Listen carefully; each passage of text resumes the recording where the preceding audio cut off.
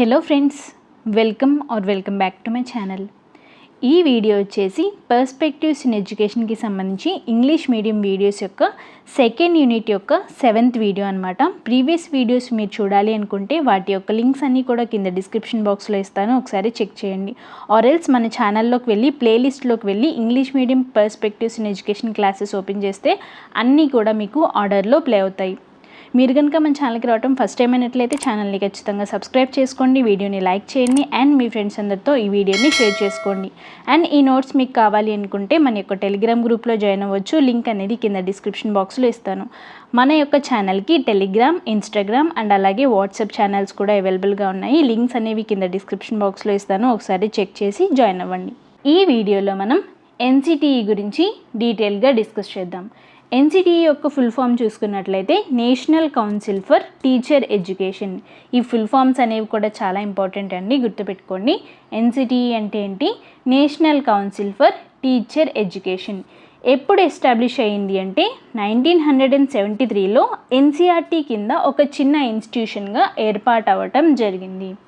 Next, ఇది most important అండి, ఇప్పుడు చెప్పే పాయింట్ చాలా ఇంపార్టెంట్. ప్రీవియస్ డిఎస్సి క్వశ్చన్ కూడా వచ్చింది, జాగ్రత్తగా వినండి. 1993లో పార్లమెంట్ యాక్ట్ ద్వారాగా ఈ ఎన్సిటిఈ అనేది ఒక స్టాట్యుటరీ బాడీగా చేంజ్ అవ్వటం జరిగింది. చాలా ఇంపార్టెంట్ అండి, ప్రీవియస్ డిఎస్సి క్వశ్చన్ కూడా వచ్చింది 2018 డిఎస్సిలో. ఏ యాక్ట్ ద్వారాగా ఈ ఎన్సిటిఈ అనేది స్టాట్యుటరీ బాడీగా చేంజ్ అయ్యింది అంటే పార్లమెంట్ యాక్ట్ 1993, గుర్తుపెట్టుకోండి. నెక్స్ట్, అటానమస్గా ఎప్పుడు చేంజ్ అయ్యింది అంటే 17th ఆగస్ట్ 1995. అంటే తన యొక్క వర్క్ని ఎప్పుడు స్టార్ట్ చేసింది అంటే 17th August 1995. Next, head quarters చూడండి. హెడ్ క్వార్టర్స్ గురించి చూసుకున్నట్లయితే న్యూఢిల్లీ. హెడ్ క్వార్టర్స్ అనేది న్యూఢిల్లీలో ఉంది. నెక్స్ట్ ఈ ఎన్సిటిఈ యొక్క రీజనల్ ఆఫీసెస్ గురించి తెలుసుకోవాలి. ఈ ఎన్సిటిఈకి 4 రీజనల్ ఆఫీసెస్ అనేవి ఉన్నాయి, గుర్తుపెట్టుకోండి. ఎన్సిటిఈకి 4 రీజనల్ ఆఫీసెస్ అనేవి ఉన్నాయి. నార్త్లో మనకి జైపూర్, నార్త్ ఆఫీస్ వచ్చేసి జైపూర్, ఇది నార్త్ కదా, north office Jaipur. Next south office వచ్చేసి బెంగళూరు. నెక్స్ట్ ఈస్ట్ ఆఫీస్ వచ్చేసి భువనేశ్వర్. నెక్స్ట్ వెస్ట్ ఆఫీస్ వచ్చేసి భోపాల్, గుర్తుపెట్టుకోండి. Jaipur, Bengaluru, Bhubaneswar, Bhopal. Next, south regional office గురించి అడిగినట్లయితే మనం సౌత్ రీజనల్ ఆఫీస్ కిందకు వస్తుంది మన state. So south regional office గురించి అడిగినట్లయితే ఏ స్టేట్స్ వస్తాయి అంటే ఆంధ్రప్రదేశ్, తెలంగాణ, కర్ణాటక, కేరళ, తమిళనాడు, లక్షద్వీప్, అండమాన్ అండ్ నికోబార్. ఈ 7 కూడా మనకి ఈ సౌత్ రీజనల్ ఆఫీస్ కిందకి రావటం జరుగుతుంది. సౌత్ రీజనల్ ఆఫీస్ ఎక్కడుంది అంటే బెంగళూరులో ఉంది, గుర్తుపెట్టుకోండి. నెక్స్ట్ ఈ ఎన్సిటిఈకి సంబంధించి డ్యూటీస్ గురించి చూసుకున్నట్లయితే టీచర్ ఎడ్యుకేషన్కి సంబంధించి చూడండి. టీచర్ ఎడ్యుకేషన్, ఈ టీచర్ ఎడ్యుకేషన్కి సంబంధించి అన్ని పాలసీ డెసిషన్స్ని తీసుకునే టాప్ ఇన్స్టిట్యూటే ఈ ఎన్సిటిఈ అని చెప్పి గుర్తుపెట్టుకోండి. ఎక్సెప్ట్, ఒక చిన్న ఎక్సెప్షన్ అయితే ఉంది. ఎక్సెప్ట్ స్పెషల్ ఎడ్యుకేషన్ అంటే స్పెషల్ డిఏడి కానీ, స్పెషల్ బీఈడ్స్ కానీ, నెక్స్ట్ స్పెషల్ డిఎల్ఎడ్ కానీ, స్పెషల్ బిఎల్ఎడ్ కానీ, అంటే ఈ స్పెషల్ ఎడ్యుకేషన్కి సంబంధించింది మాత్రం ఈ ఎన్సిటిఈ చూసుకోదు. మరి ఈ స్పెషల్ ఎడ్యుకేషన్కి సంబంధించి ఎవరు రెస్పాన్సిబుల్ అంటే ఆర్సిఐ అంటే ఏంటి? రీహాబిలిటేషన్ కౌన్సిల్ ఆఫ్ ఇండియా, ఓకేనా. నెక్స్ట్, ఈ ఎన్సిటిఈ ఎన్సిఎఫ్టిఈని ఏర్పాటు చేయడం జరుగుతుంది. మోస్ట్ ఇంపార్టెంట్ అండి. ఈ ఎన్సిటిఈ ఈ ఎన్సిఎఫ్టిఈని తయారు చేయడం జరుగుతుంది. ఎన్సిఎఫ్టిఈ 2009 అంటాం. ఎన్సిఎఫ్టిఈ అంటే ఏంటి?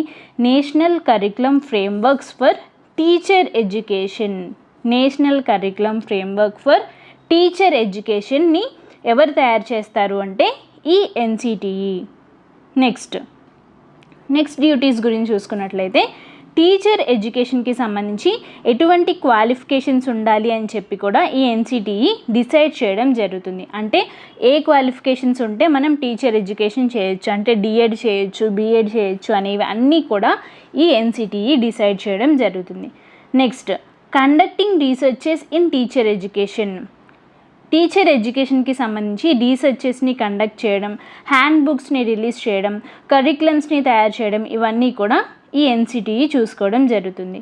కరికులమ్స్ ఫర్ టీచర్ ఎడ్యుకేషన్, కరికులంని కూడా అంటే ఈ టీచర్ ఎడ్యుకేషన్కి సంబంధించి కరికులంని కూడా ఎన్సిటిఈ ప్రిపేర్ చేయడం జరుగుతుంది.